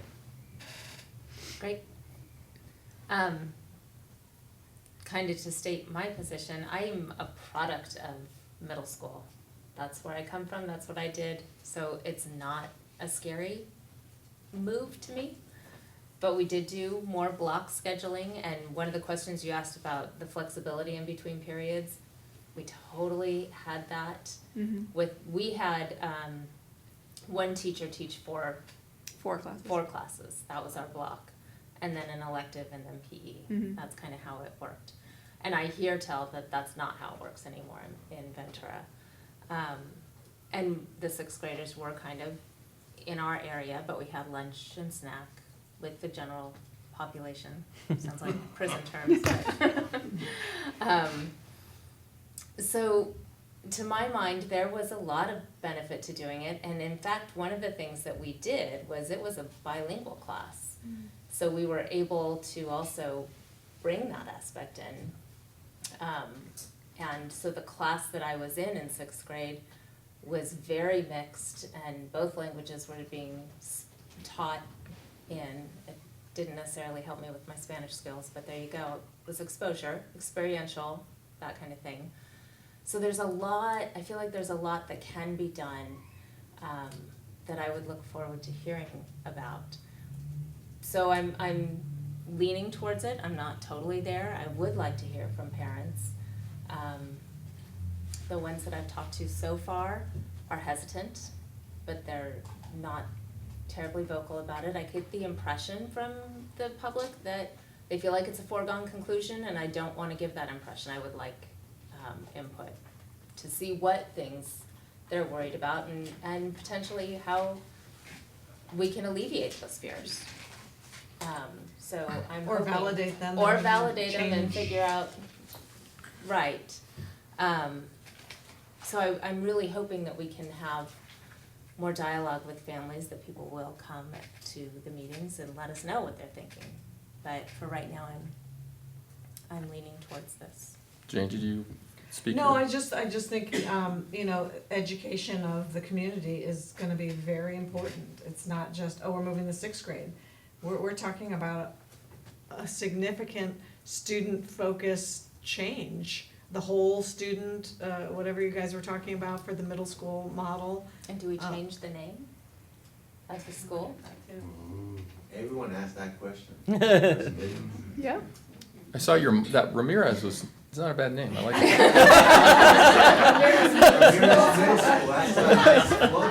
I liked your mock-up, it was good.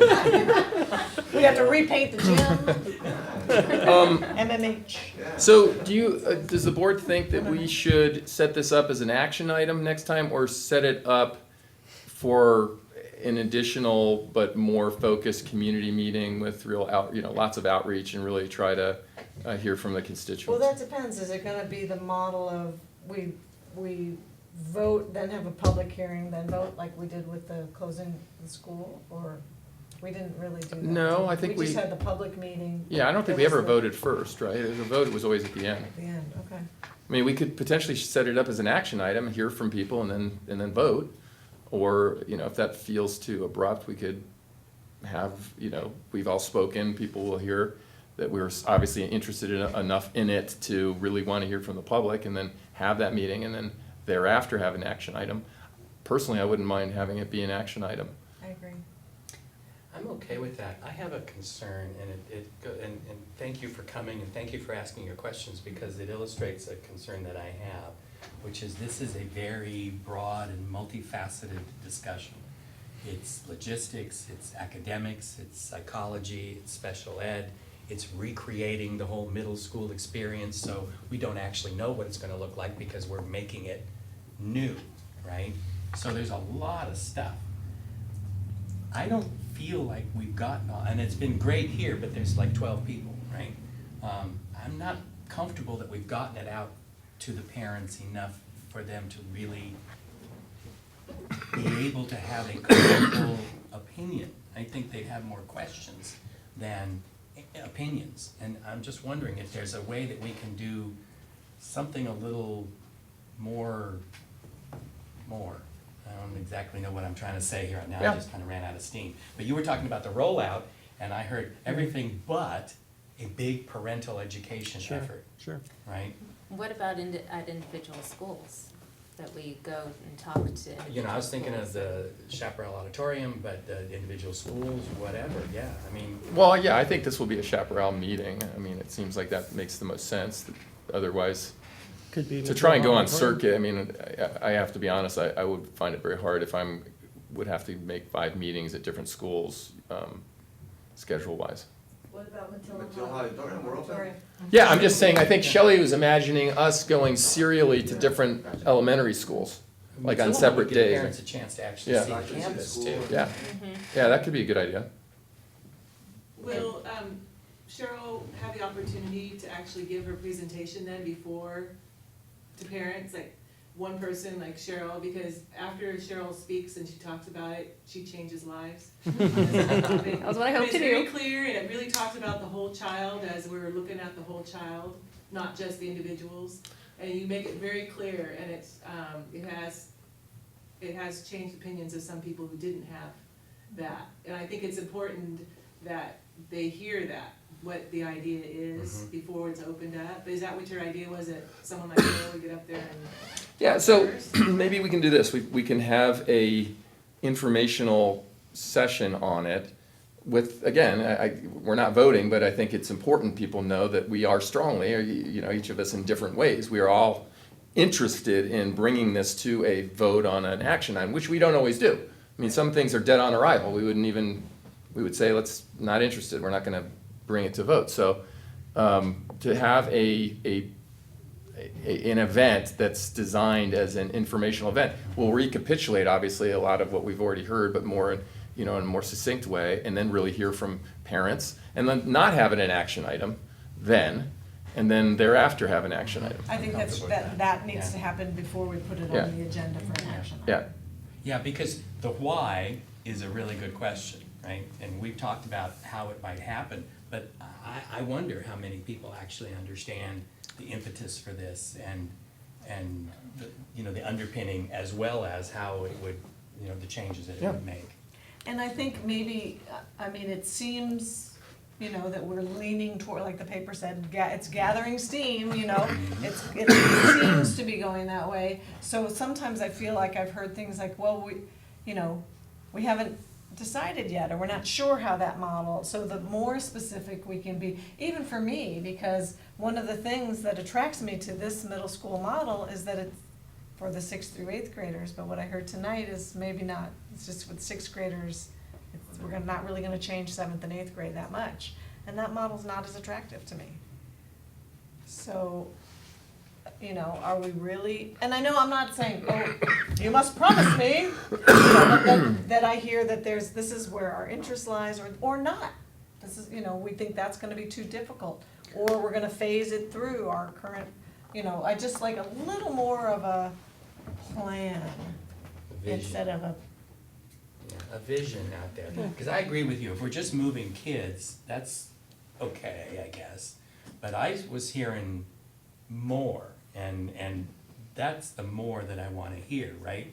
Rebuilding, reconceptualizing Matilaha to something else, so that it's not just moving 160 kids and, I certainly hope that what you guys heard tonight was that, right, we're not talking about simply moving 160 kids and having everything else remain the same.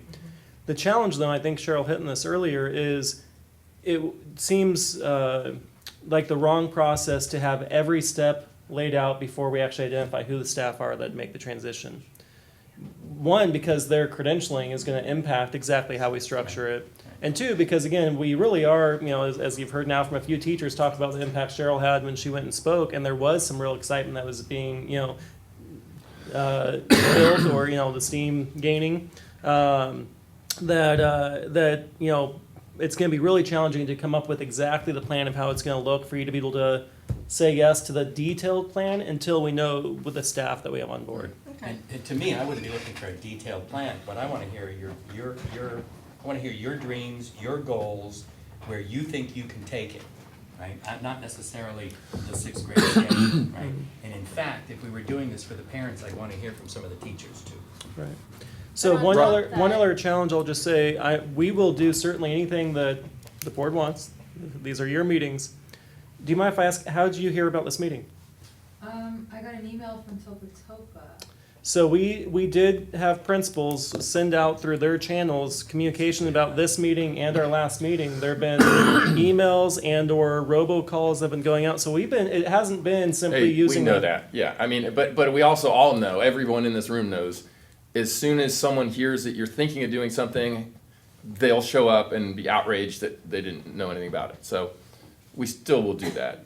But I saw Robin had a I was comment. just gonna add, I was on the 6th grade committee a few years ago, and SEME was one of the really big questions up in the air, and I would say, I know that Karen touched on that, but it's not just as easy as saying, oh, we'll all go 1 year together, because the space there is extremely limited.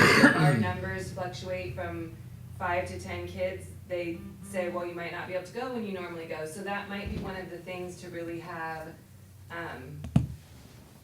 nailed down, because they're very limited, extremely limited on space, and it's not an easy. Can I ask you, isn't it tied into the science curriculum for 6th grade? It's not just we're going to see me. Actually, It's not. It's really tied in more with 5th. Yeah. Sixth Yeah. grade curriculum in science is more like earth science. Yeah. 7th is life, 8th is physical. So it really It's is more not. experiential. And I think that most of the districts that are around us go in 5th grade, Yes. not in 6th. Or 7th. Or 7. Oh, okay. So, in fairness, I thought that I heard a lot of vision today. I mean, I know you agree, Michael. So I think that our next step is a the best we can do for a full-fledged community meeting on the subject, where the primary educational element will be to the parents. And teachers, you know, and just, and of course we'll hear from people, but, I mean, I think we're all excited or, you know, certainly open-minded at this point enough to really want to take it forward. I almost wonder if, you know, we could do things, you hate to go through a process if it never happened, but to go through a process of starting to actually really figure out which teachers might do it. But maybe it's just not. I mean, I kind of agree with, you know, the problem being up here as a fiduciary is you want, you know, you don't, as the expression goes, buy a pig in a poke, you know, you don't want to be like, yeah, you know, they said it would work out, you know, hopefully it will. You know, voting to do it would seem like we'd require some pretty specific idea about how it's going to look, because that is a big change. And my what I'm going back to and weighing is so many of these ideas that we heard in this vision can be implemented in 7th and 8th grade, it sounds like. And so I guess my question is, what things couldn't happen if 6th grade didn't move? And what things could we do anyway at Matilaha, regardless? Many of these we could do anyway, and that is what we have talked about. And I'll say it again when I heard from Javier. Now that we're learning that this is the best middle school model, whether or not 6th grade goes, we will be incorporated some of these things. And so right where I sit is looking at Matilaha as it is now and this other version that includes 6th grade. But really I should be asking what it would look like with that vision and 6th grade and comparing those two. Does that make sense? Yeah, I understand that. I think that's a lot of work considering where we already seem to be, you know, basically you're asking for two models now, a 7th, 8th grade new model and a 6th, 7th, 8th. And I think that's a lot of work when we're already feeling the reason for doing this model is because of the age group and the mind and the curriculum and the development. So if we're gonna switch that model up, let's switch it up 6 through 8. I don't think you make the demand to change Matilaha, but just keep it a 7 and 8. I think that's. I don't know that I'm making the demand though as much as just asking the question, what would be the difference? So why move the 6th grade up? Although it looks like a more beneficial program for the 6th graders to be in, but what does putting the 6th graders there contribute to that model? I guess that's what I'm looking for. Does that make sense? I don't know if it contributes anything different than it would if we just apply some of these components to 7th and 8th grade, except for the fact that when you get multiple subject credentialed teachers on site, you have the ability to do the block scheduling, which you probably don't have right now because you probably don't have any. We didn't look at the credentials of the current teachers, but Have you given your pep talk to the Matilaha teachers? They'll be hearing it soon. I think Very one thing that interesting. kind of is getting lost here is the fact that most of the country has the 6th grade with the 7th and 8th grade, and curricularly, that's where they're at. So I feel like that's kind of the core piece that really needs to be considered first, is that we're addressing their needs the most curricularly and emotionally, physically, and much of the country already recognizes that. How we do it, I know these guys, they're such professionals, and they'll make it work. They've already discovered so much, so I have complete faith that they'll do it very, very well, and it'll look great. Thank you. I do think also that it is gonna be a process that I think, and this is not to put pressure on the board, but I do think that the sooner that you actually make the decision, the better, because I do think that it is something that would have to have a lot of pieces worked out over the course of at least a year, right? Maybe next year in preparation for that following year, where teachers are prepared to make that move, buildings are prepared to accommodate that move. Right. Students are mentally prepared that that's going to happen, families are prepared, after-school considerations are made, buses are figured out, and I think that having a year to absorb that will be helpful to everybody involved. But I think that even just, again, back to the senior thing, it would easily take a full year of having to project out to, in order to even be able to have a larger number of kids attend. And so as you project out all those pieces, that the sooner a decision is made, if it were to be not the, obviously next year, but that following year's group, the sooner you make a decision now, the kind of longer time there is before that actually is implemented. And I think you're gonna find a group, you're gonna find sixth graders saying, we don't want the fifth graders going with us, we want to go by ourselves. So maybe you have 2 trips.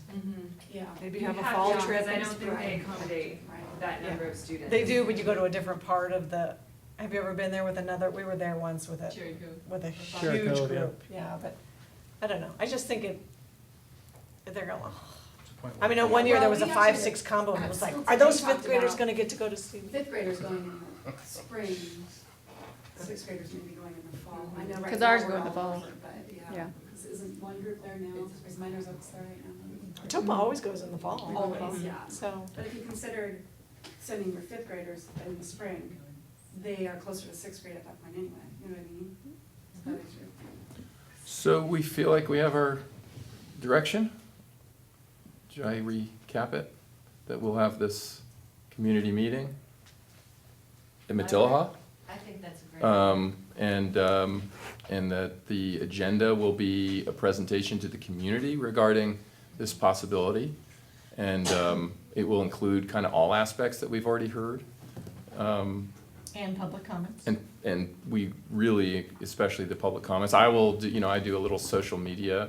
I had 5 views yesterday. So I'm gonna ask all of them, Get the word out there. ask them all to come. That's 4 more than I got. I was very impressed. I have to say, I've come at this from a pretty cynical perspective, but I've been increasingly impressed with the idea. So I know it's never fun to pull out calendars, but would we like to try to line up that meeting now, so that way both with the Ventura County Star here as well as OVN, when they run their article, that we can have the whole thing with an announcement of when the state might be? Are you the VC Star? Claudia? Oh my God. The star. When is our next meeting? Our next meeting's May 9th. So it can't happen before that, or can it? It could. But we also want to make sure the outreach is really robust. And then the And is fifth. there a Why don't we- best time for parents? Like, if we really want parents to get, does it make sense to do it at 5:30 on a weeknight, or does it make more sense to do it on a Saturday morning, or does What it about- make so we not have a a- Saturday morning ever? Maybe a little later, right? Maybe like 6:30. Okay, so 6:30. Andy, we have a meeting on June 5th. If we agendize it for the vote on there, we also have, I mean, if people miss the meeting, we've got all these spring flings and hoedowns and stuff where can put up some kind of a, did you, if you didn't attend this, here's a recording of it, or did you know they're gonna be voting? Cause there's some people you just won't be able to reach via the paper. Yeah, I agree. or- June would be a great time to vote on it. So, and then that is gives- that too far back, though? I mean, are we pushing the decision too far out? We can have a special meeting. I have a feeling people are ready for a decision. I think so. The questions I get from parents on campus is like, well, when are we gonna do it? It's not like, I'm really afraid, what about this, what about that? It's like, are they gonna do it this year? They're trying to Should figure we out vote how to in May? organize their family, but they're like ready for it.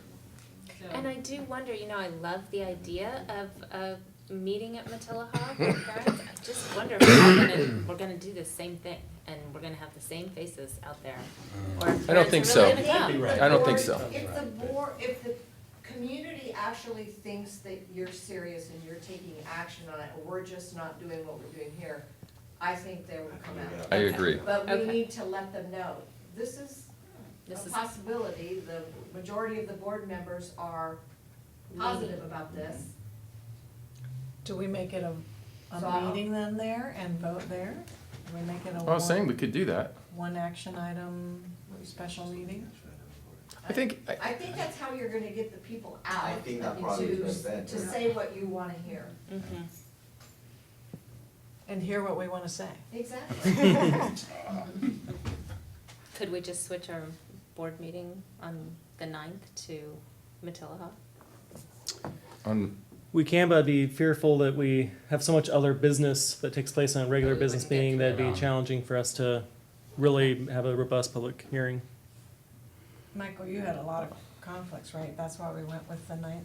I tell you, About May first. if I go to trial, I'm not seeing anything, that's on district calendars at the moment on May first. Yeah, I'm good with I that. can do it. I can do that. I could do it. Wow, Kathy, May Day? that was impressive. So this is gonna be the community meeting Right. at Matilaha? Oh, we need Yeah. to make sure that the building's not being rented that night. So Tuesday night. We could double check that. But there's no concerts or anything like that, Right. elementary concerts. No, it's a month of Tuesday. And did we decide on a time? Do we think it would be more, Say 6 o'clock? Does that seem reasonable? 6 or 6:30, I think, to give parents time to get home. Let's go 6:30. Yeah, so we can maybe eat Sure. beforehand. We want them well fed. Hey, there's an idea, we're gonna feed you too. There's something- That gets people. And I think that it would be nice at that meeting to encourage them all to come to our spring celebration, see our campus. And we always invite sixth We grade. I always mean, our invite spring them. celebration is called spring celebration Campus slash tour. sixth grade orientation. But we can may always get- reach out to them. We may get more people if they are thinking that this is really gonna happen. 6:30 on the May 1st. 6:30, May 1st at Matilaha?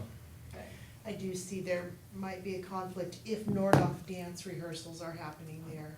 I'm not sure. But we can probably just talk We, to them we can about- work with them on Yeah, but rehearsal. just see what time those are. I'm sure they'll be accommodating. Okay, so that will be I would like the a, dancers to just yeah. come across the stage while The worst ballet ever. So what's the final date? It's called public meeting. It's May 1st, Tuesday at 6:30. May 1st, yeah, 6:30 at Matilaha Auditorium, Matilaha. where it'll be a public hearing as well as a summary of the key points of the concept that have been reviewed over the past few meetings. And a vote. And a vote, right. The And vote so will it be, will be a vote. it will be an Yeah. action item at that Okay. meeting. You'll get a lot of people out, I'm sure, then, if you do all that. I like the way Karen just puts pressure on the board. She did say no pressure. I know. She did it very kindly. All right, are we done here? Everyone, anyone else? We're adjourned.